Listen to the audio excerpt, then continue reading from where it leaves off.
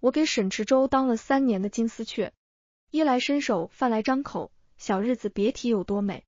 但是现在他要跟别人订婚了，这意味着我的好日子到头了。圈子里看不起我但被捂嘴的人终于支棱了起来。晚会上，我神情落寞地站在角落，任人奚落讽刺。山鸡是变不了凤凰的，看清现实吧。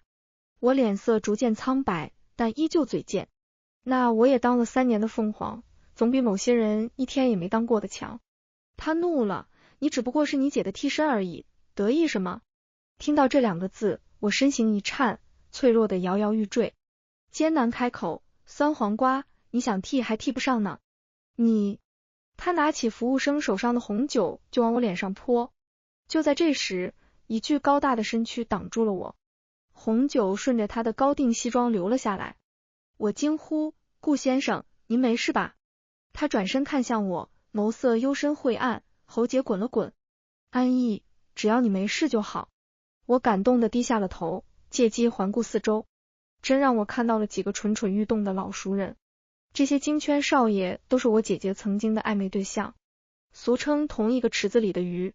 而我姐姐安满是他们共同的白月光，至于跟她有8分像的我，则是他们的替身预备役。这就是我姐给我打下的江山，这就是我离开沈池洲后的底气。12岁那年，爸妈出车祸逝世，我和姐姐成了孤儿。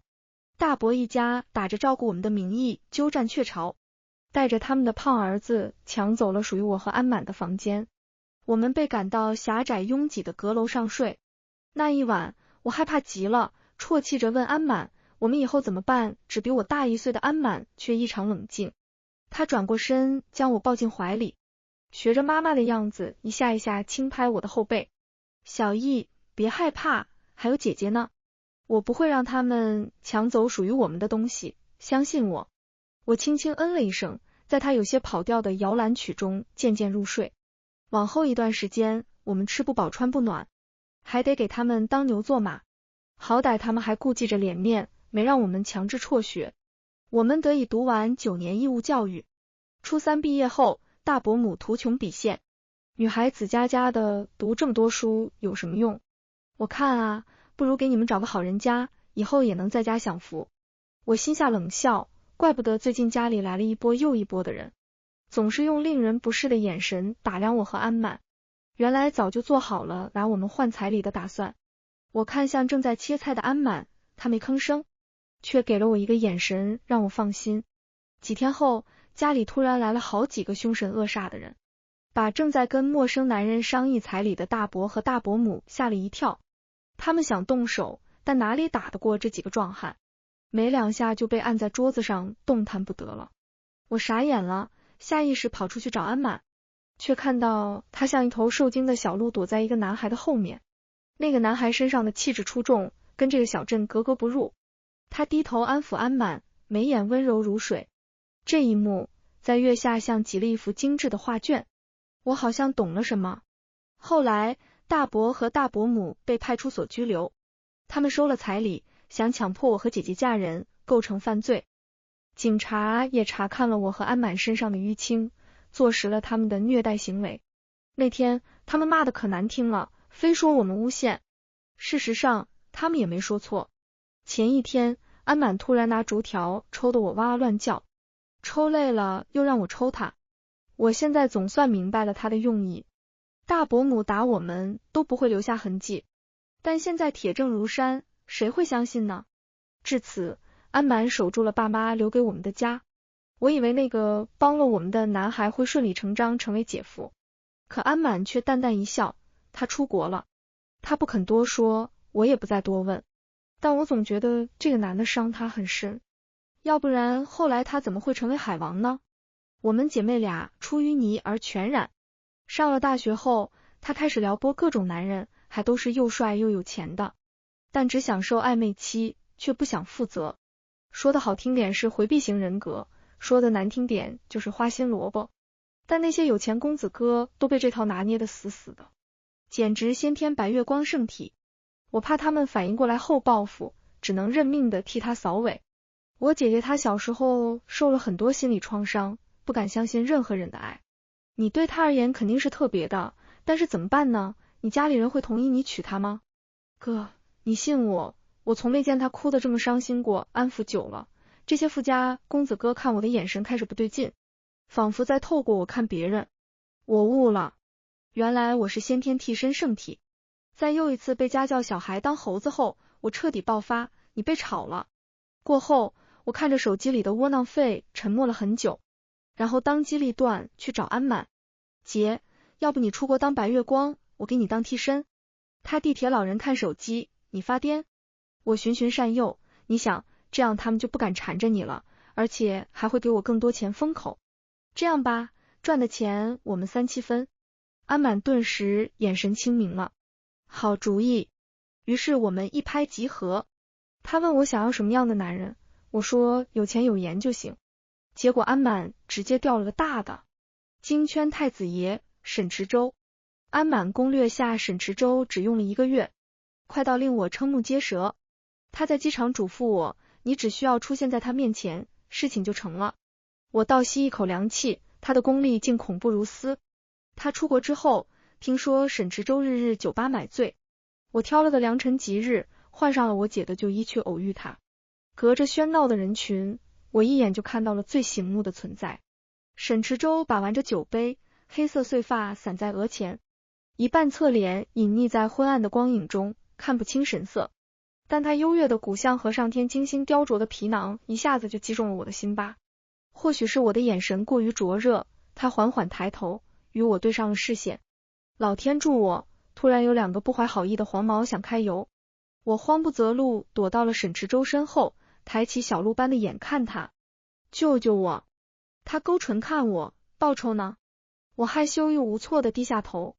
沈池洲意味不明的轻笑一声，随意挥了挥手，就有人上前请走了黄毛。成为沈池洲的金丝雀这件事似乎太过顺利了，甚至我都怀疑是他在钓我。但转念一想，我既得到了他的身体，又得到了他的钱，还计较个什么劲？矫情。出乎意料的是，我是沈池洲的第1个女人。他还带我出入各种人际场合，大大方方将我介绍给其他人。他对我越好，我就陷得越深。所以当我知道真相时，天都塌了。晚上，我咬着他的肩膀，找了个最好看的角度流泪。沈池洲，所以我是姐姐的替身吗？他动作一顿，拖着我的腰，将我放在钢琴上，发出沉闷的叮声。黑眸中浓墨一片，他似笑非笑地盯了我一会，声音缱绻，说出的话却那么无情。你觉得呢？我不敢置信，怔怔看着他。沈池洲却不耐烦地啧了一声，要多少？别耽误正事。他捉住我捶打他的手，一个带着薄荷清香的吻强势地落了下来，将我的眼泪彻底吞入腹中。坐恨了一晚上，精疲力竭之时，银行卡到账的声音让我惊醒，整整2000万。我连忙爬下床，连鞋都没穿，就找到浴室冲澡的沈池洲。3分委屈，3分失落和4分无可奈何。即使你把我当姐姐的替身，我还是无可救药的爱上了你。沈池洲，你赢了，我放不下你。淋浴声不停，沈池洲的声音似乎带笑，听不大清晰。你是放不下钱吧？我掏了掏耳朵，什么？门打开了一条缝，沾满水珠的手臂蓬勃有力，手指更是修长如玉。想到昨晚的情形，我不由红了脸。沈池洲一把将我扯进去，一起洗。过往的回忆像走马灯一样在我脑海中放映。我摇了摇头，驱散异样的心情。干我们这行的，最忌讳爱上金主，散伙是迟早的事。所以我有点难过，但不多。更衣室的门打开了，顾时琛已经换了身西装。我挂上招牌笑容，那我们走吧。他挡在我面前，声音冗沉，仿佛压抑着什么。沈池洲都快订婚了，你还要留在他身边吗？我脸色渐渐发白，不，我不信，除非他亲口告诉我。安逸，不要再自欺欺人了，安满会担心你的。不，他现在正和另一个男人打得火热呢。忍住翻白眼的冲动，我哽咽着说，可是我放不下他。顾时琛认真地看着我的眼睛，或许你可以看看别人。我泪眼婆娑，刚想开口，拐角处就传来了熟悉的声音，你想让他看谁呀？沈池洲一身黑西装，气场十足，他面色不善地盯着顾世琛，硝烟味弥漫，令人窒息。顾世琛也勾着唇，笑意不达眼底。沈总倒是给安小姐解释一下订婚的事情啊，总不能吃着碗里的看着锅里的吧。沈池洲嗤笑，那是我跟他的事，轮得到你来掺和？顾世琛没再开口，却将视线转向我。沈池洲也悠悠盯着我，眉梢微挑，这绝壁是生气了。一个是金主，一个是金主预备役，我谁都不能得罪。绞尽脑汁，用尽半生演技，做出被辜负后伤心欲绝的模样，然后以800米冲刺的速度跑了。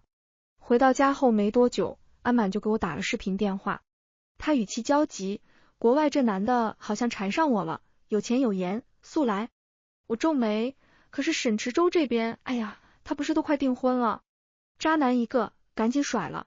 道理我都懂，可这么大方的金主不多见啊，起码再敲一笔的。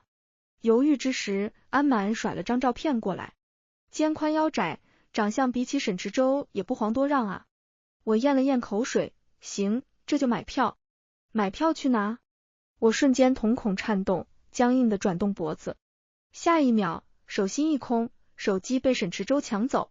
我本能跳到他身上去抢，可他早就预判我的动作，连表情都没变，单手把我抱住，另一只手拿得远远的。我眼睁睁看着他将聊天记录看了个遍。呵，一声冷笑在耳畔炸响，堪比催命符。姓沈的像一头蛮牛，体验感极差，有点腻了，希望他甩我一张上亿支票让我滚。颠公一个，都要订婚了还耗着我，这男的一看就比姓沈的强。我绝望的闭上了眼。他气笑了，呼吸都有些不稳，咬牙切齿。这个姓沈的颠公不会是我吧？我汗流浃背了。怎么会呢，宝宝？难道你不知道我最爱你了吗？刚抢回手机，就被他一把扛起往房间走。安逸，你好样的。被砸在柔软的大床上，他将我的双手负于头顶，栖身而上。他唇角微勾，笑意却是凉薄。你们姐妹俩玩了仙人跳就想跑，当我死了？我委委屈屈装听不懂，心里却早已土拨鼠尖叫，救命，玩脱了。带着惩罚性质的吻横冲直撞的闯进来，我含糊着喊疼。沈池洲这次却毫不留情，濒临窒息时才给了我呼吸的间隙。他喘息着，眸色暗沉一片。看来得让你领悟一下蛮牛的体力，你才能意识到我从前对你有多纵容。别喊疼，我不会心软。这下我是真流泪了。池洲，阿洲，周宝，我错了。呵，一声短促而有力的嘲讽宣告了我的下场。梦里我变成了一块烙饼，被人翻来翻去。醒来后发现我整个人都快散架了，基本与全身瘫痪无异。这是人干的事吗？一看时钟，下午3点，沈池洲也早就离开了。劳累了一晚上，还能神清气爽的去上班，他简直是先天牛马圣体。拖着酸痛的胳膊打开手机，发现顾世琛连着给我发了好几个消息，都是偷拍的视频。配文：小易，你值得更好的人，沈池洲不配得到你的爱。我打开视频，顿时呼吸一滞。画面是在一个高档咖啡厅，沈池洲正绅士的给一个女人戴项链，动作亲昵，笑意温柔。我心中五味杂陈。如果我是沈池洲正经女朋友，我可能会理智的认为这可能是他表姐或者小姨，但我不是啊，我只是一个每个月拥有500万零用钱的可怜替身罢了。这个女人烈焰红唇，气场全开，看着就是很会扇巴掌的样子。要是这是他订婚对象，我摸了摸自己娇嫩的脸，再看向床头柜上放着的纸条，给你煮了粥，在家等我，别乱跑，不跑才怪，立马远航。不过先把粥喝了再说。沈池洲手艺还是不错的。当我抵达8千里开外的英国时，已经是2天后了。安满来机场接我，许久不见，她变得更加漂亮迷人，举手投足间自带魅力风情。这回去不得把那一池子鱼给迷死。她身后跟了个俊美温润的男人，正是照片上的那位。他对我微笑点头。安逸是吗？我叫沈卫帆，常听你姐提起你。我的视线在他俩身上逡巡片刻。所以你们是男女朋友？对。这是笑容扩大的沈卫帆。不对，这是瞪了他一眼的安满。我姐这松弛感可没有在任何男人面前展露过呀。在他帮我提行李时露出了侧脸。我恍然大悟，这不是当初那个月下公子哥吗？初代姐夫就是与众不同。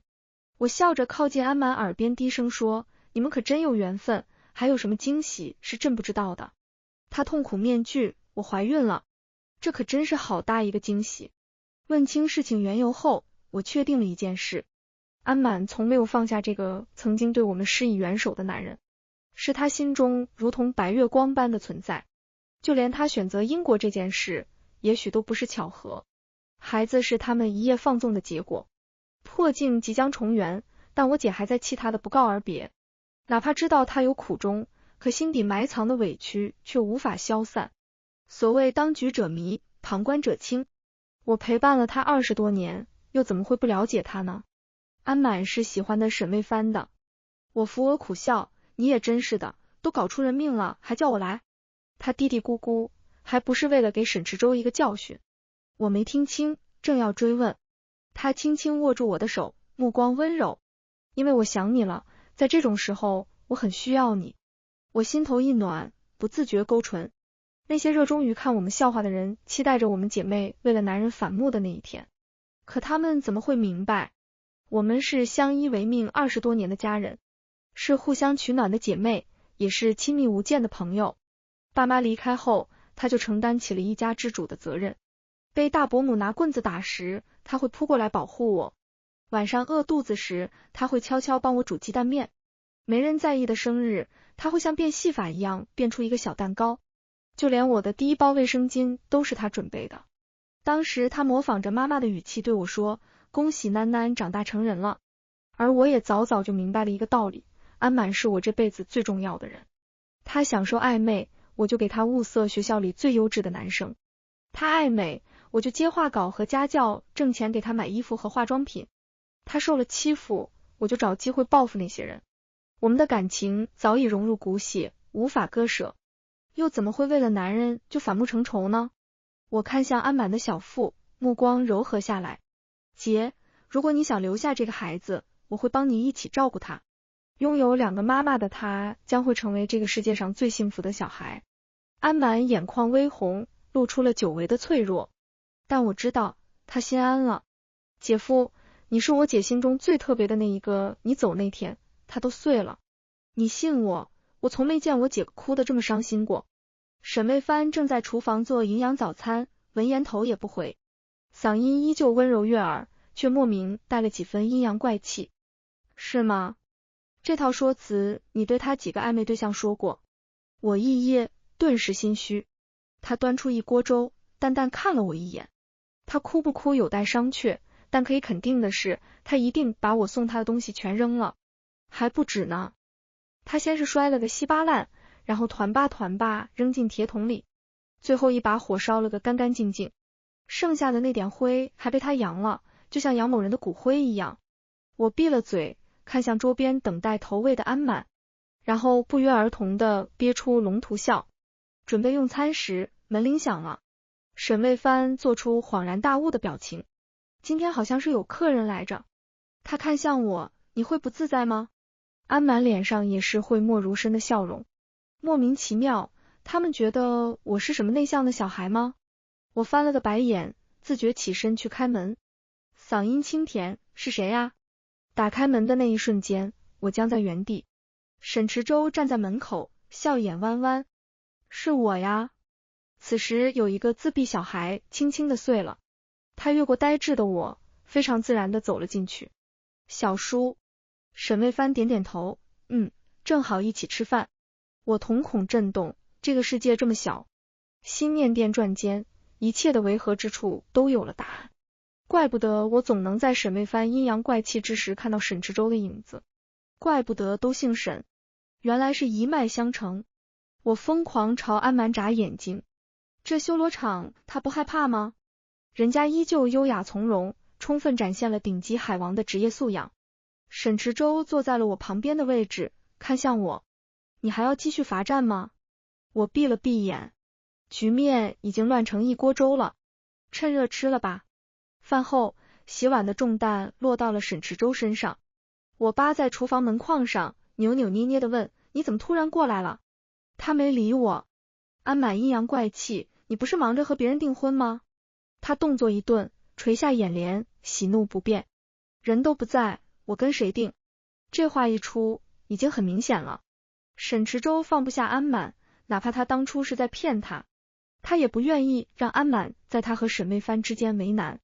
我终于理解了白月光的杀伤力到底有多大了。安满忘不掉沈卫帆，而沈池洲的心里也一直住着安满。现在人家双向奔赴了，只剩下他这个找替身的大冤种。痛，太痛了。至于替身本人，心态良好，前途光明。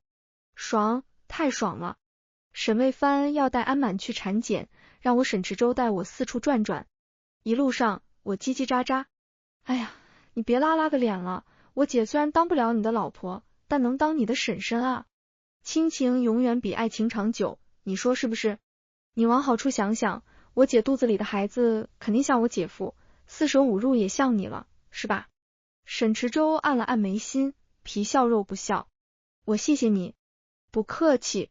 他眉梢上挑，安逸，我们之间的账好像还没算吧？我有恃无恐，大侄儿，我们之间有什么账啊？大胆，我姐夫可是他小叔。这就是被大一级压死人。他的笑容差点维持不住，额角青筋突突直跳。这危险的气息让我下意识想跑，一转身差点撞上跑步的行人。沈池洲将我拉进怀里，低头看我，乖点，别乱跑。被吓到的心脏扑通乱跳，反应过来后已经被他牵着手了。我莫名不爽，给我撒开。他牵得更紧，别动，待会走丢了。我是蠢吗？这都能走丢？沈池洲意味深长地看着我，没吭声。我怒了，姓沈的，你什么意思？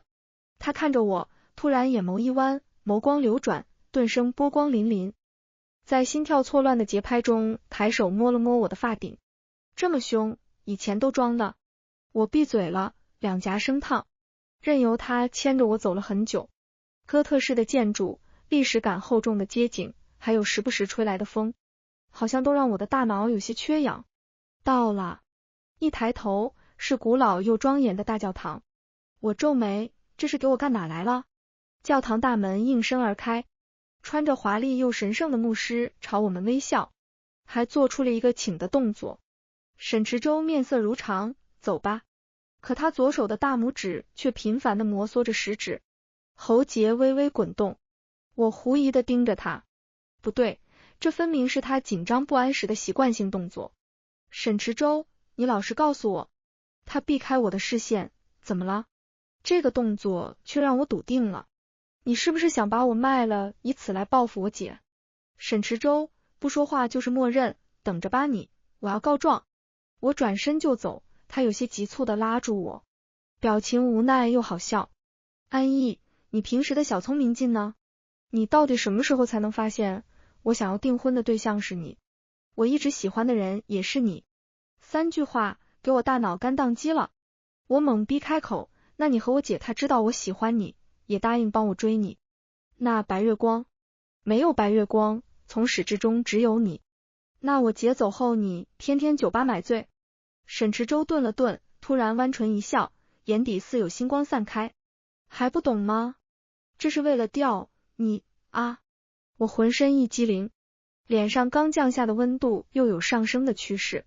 憋了一会，我弱弱问了一个很烂大街的问题，那你是什么时候喜欢我的？沈池洲思忖了一会，悠悠开口，大概是听到你在空教室里说，真是不知廉耻，为了和我搞出期末高分，不惜爬上我的电脑，做了这么久，爽不爽？ PPT 我羞耻的头皮炸开，当机立断捂住他的嘴，然后以50米冲刺的速度跑了。安满面色复杂，所以你连大教堂的门都没踏进去？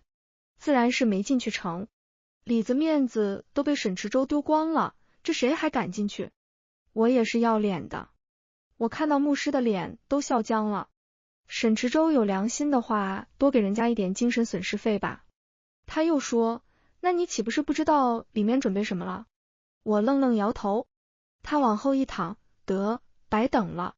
这种众人皆醒我独醉的感觉令我勃然大怒。别转移话题，你都没说你跟沈池洲到底做了什么交易。安满面色心虚了几分。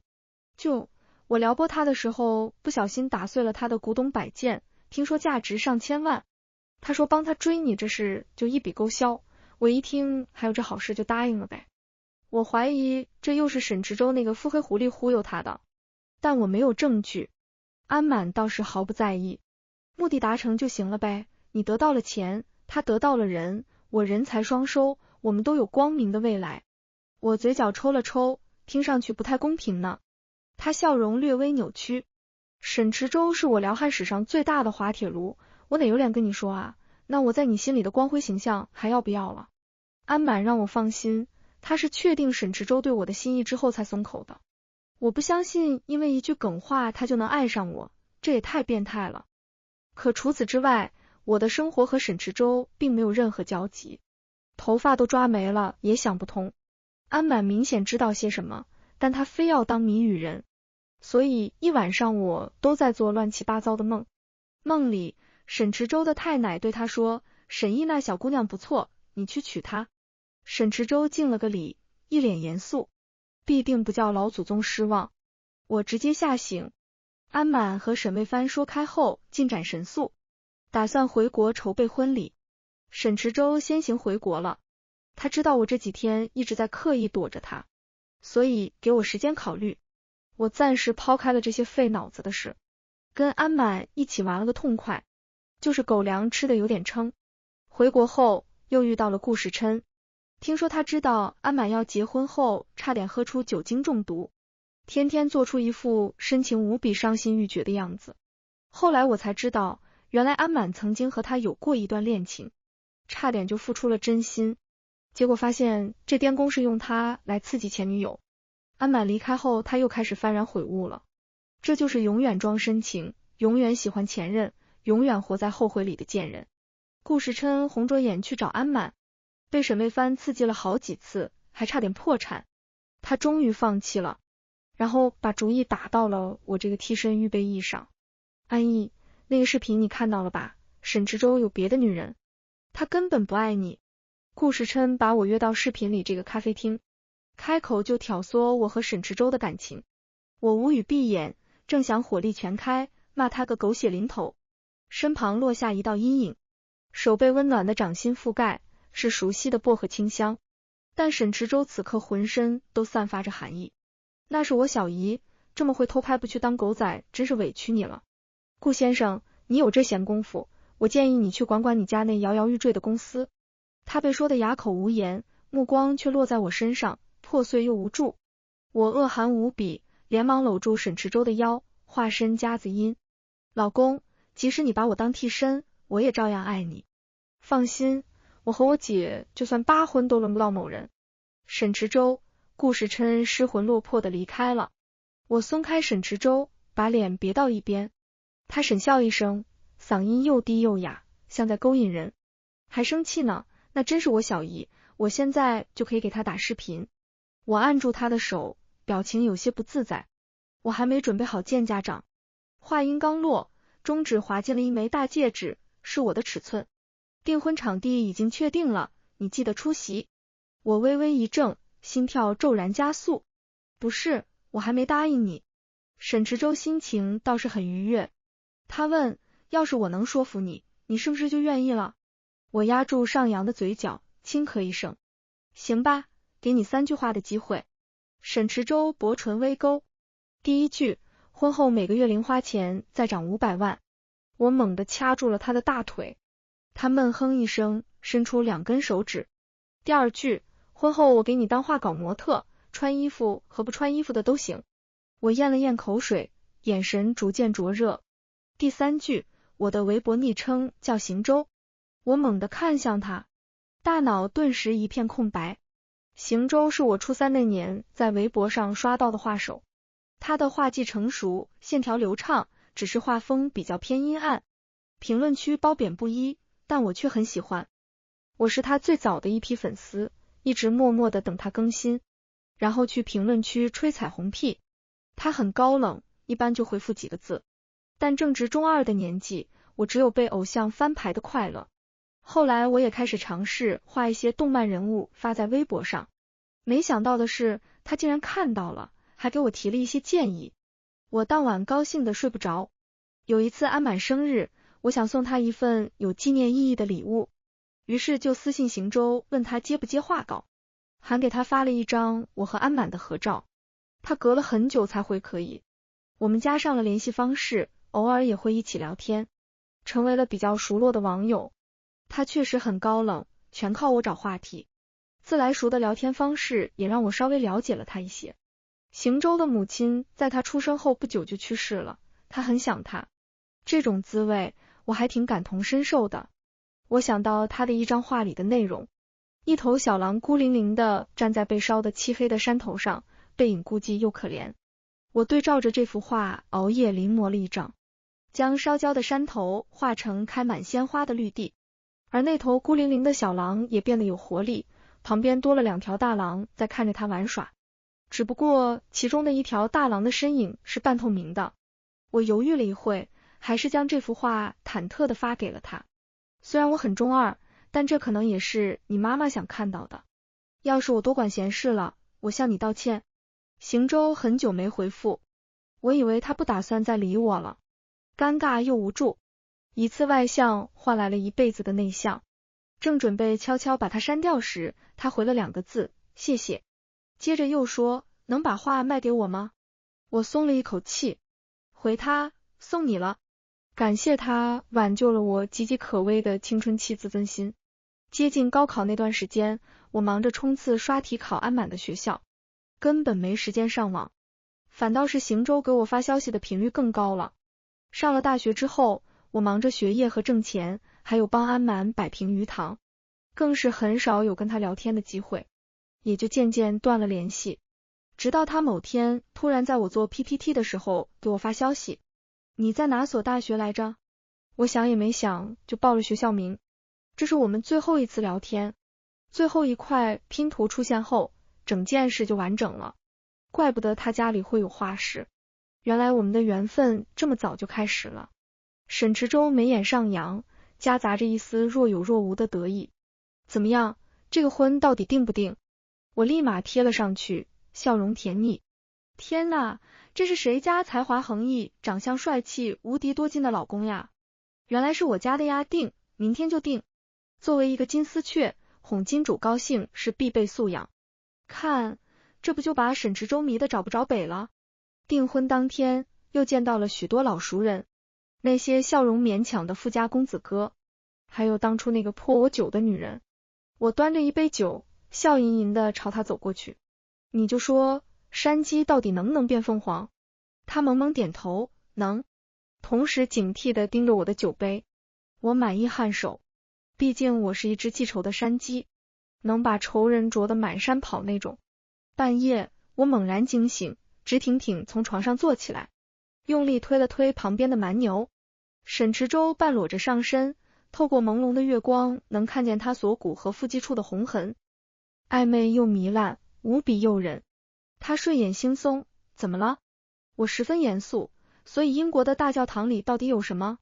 沈池洲一言难尽的看向我，有我准备的求婚仪式，有你和我的亲人，还有你当初送我的那张画。我又躺了下去，还好没有2个亿的现金。他气笑了，安逸，你有没有人性？我翻了个身没理他。不过你手上这枚钻戒倒是值2个亿。我立马捧着他的脸亲了一口。最爱你了。沈池洲这次却没这么好糊弄了，他眸色幽深。安逸，你真对我没一点感情？我顿了顿，轻叹一口气。你真这么觉得吗？3年来，他对我无微不至，人心都是肉长的，怎么会不动情呢？正因为喜欢他，才会在听到他要订婚的消息后远远逃离，才会在看到那个视频后心脏像泡在水中一样酸胀，才会装作无所谓的样子，用安满和沈媚帆的感情来刺激他。在我的视角中，我只是个替身，所以强迫和洗脑自己不能爱上他。万幸，我把感情隐藏得很深，连他都看不出来。